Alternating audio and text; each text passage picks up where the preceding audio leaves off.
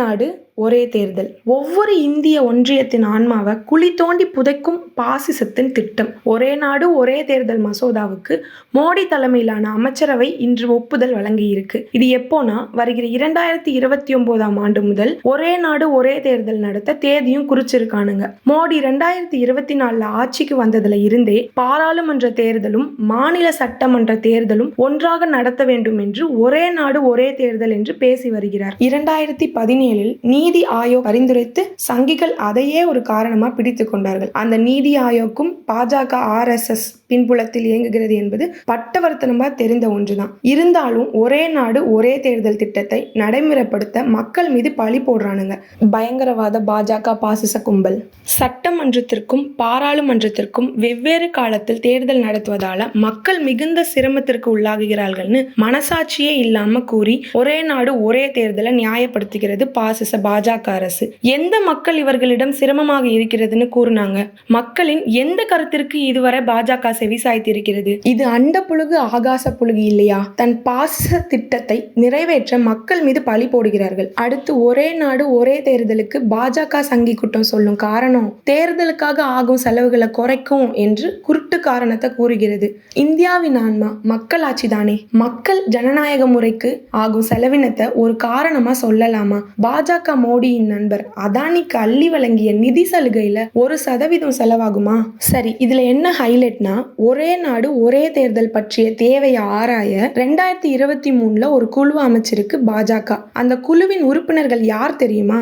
அந்த குழுவின் தலைவர் யாருன்னா முன்னாள் குடியரசுத் தலைவர் ராம்நாத் கோவிந்த். அவர் குடியரசுத் தலைவரா இருந்தாரான்னு உங்களுக்கு கேள்வி வருதா? அப்படித்தான் எனக்கும். சரி, அதுல இருந்த உறுப்பினர்கள் எல்லாம் யார் யாருன்னு பார்ப்போம். அமித்ஷா, குலாம் நபி ஆசாத், NK சிங், டாக்டர் சுபாஷ், C கஷ்யத் ஹரிஷ், சஞ்சய் கோத்தாரி, அர்ஜுன் ராம் மெஹல் போன்ற பாஜக RSS சங்கிகளை கொண்ட கமிட்டி அமைச்சு அந்த குழு 14 மார்ச் 2024 அன்னைக்கு அது ஒரே நாடு ஒரே தேர்தல் நடத்தும் சாத்தியக்கூறுகளை ஆராய்ந்து ராம்நாத் கோவிந்த் தலைமையில குடியரசுத் தலைவர் திரௌபதி முர்மு கிட்ட அந்த அறிக்கையை ஒப்படைச்சிருக்காங்க. அதற்கு ஒரே நாடு ஒரே தேர்தல் மசோதாவுக்கு மோடி தலைமையிலான அமைச்சரவை இன்னைக்கு ஒப்புதல் வழங்கி இருக்கு. இந்த ஒரே நாடு ஒரே தேர்தல் திட்டத்தால மக்கள் எந்த வகையில சிக்கலா சந்திக்க போறாங்கன்னா, ஒன்றிய அரசின் மீது ஒரு நிலைப்பாடிலும் மாநில அரசின் மீது ஒரு நிலைப்பாடிலும் இருப்பாங்க.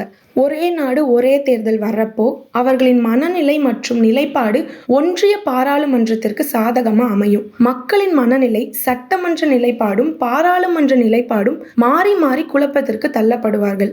அது ஒன்றிய பாராளுமன்ற தேர்தலில் பாஜகவிற்கு சாதகமா அமையும். இவ்வாறு பாஜக தனக்கு சாதகமான சட்ட திட்டங்களை நிறைவேற்றி பாஜக பாசிசத்தை அரங்கேற்றி வருகிறது.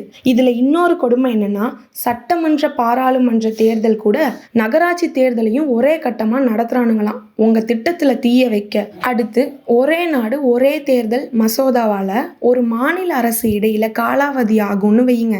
2 வருஷத்துலயோ 3 வருஷத்துலயோ 4 வருஷத்திலேயே கலையுதுன்னு வைங்க.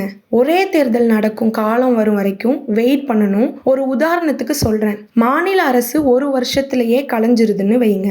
தேர்தல் வர 4 வருஷம் இருக்குன்னா 4 வருஷம் வரைக்கும் காத்திருக்க வேண்டுமா? அடுத்து இன்னொரு மாதிரி யோசிச்சா, அதானி முறைகேடு பற்றி 2 அவைகளிலும் இந்திய கூட்டணி கட்சிகள் தங்கள் எதிர்ப்பை பதிவு செய்து போராட்டத்தை நடத்தி வருகிறார்கள். குளிர்கால கூட்டத்தொடர் 20 தேதி வரை நடைபெற இருக்கிறது.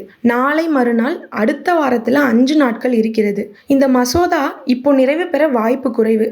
ஆனா பலவேறு பிரச்சனைகளை திசை திருப்பி விட்டு இதை பேசும் பொருளாக்க கூட இந்த வியூகத்தை பாஜக அரங்கேற்றி இருக்கலாம். சிம்பிளா சொல்லணும்னா, காஷ்மீர்ல இருந்து கன்னியாகுமரி வரைக்கும் குழி தோண்டி ஒட்டுமொத்த நாட்டு மக்களையும் அந்த குழியில தள்ளி மண்ணை அள்ளி போட்டு மூடுகிறது பாஜக. அவ்வளோதான். தமிழ்நாட்டில் தொடங்கி இந்தியா முழுவதும் பரவும் தீ. RSSக்கு முற்றுப்புள்ளி வைத்த உச்சநீதிமன்றம். இந்தியாவுக்கு வழிகாட்டும் தமிழ்நாடு. முற்றுப்புள்ளி வைத்த உச்சநீதிமன்றம். மடைமாற்றும் ஒரே நாடு ஒரே தேர்தல். தமிழ்நாடு தொடங்கி இந்தியாவை பிடித்த புரட்சி. தடை செய்த உச்சநீதிமன்றம். அதானியை மறைக்க ஒரே நாடு ஒரே தேர்தல்.